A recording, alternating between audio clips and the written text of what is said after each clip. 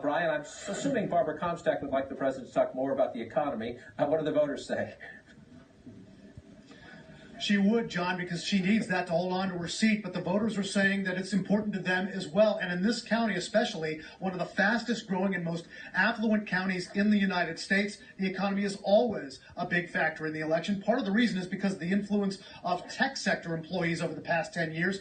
They've grown in voter rolls here, about 76,000 registered voters over 10 years ago. And the gentleman I'm about to talk to right now, Grant Gibbons, 34 years old. He's lived in the county for about 10 years. Grant, you and I talked about this. You work in the tech sector here in Loudoun County. What part of the economy is especially important to you? You mentioned wages.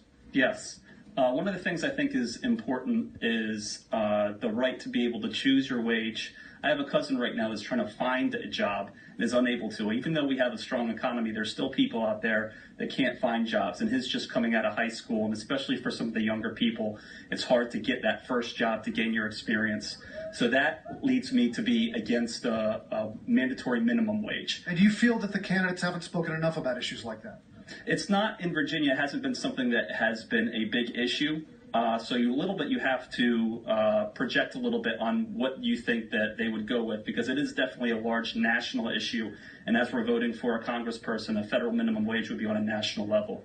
All right, Grant, thank you very much for talking to us. Good luck to you and your friends trying to get those jobs out of high school and out of college. It's a big factor here, John. A lot of young people moving into this county over the past 10 years.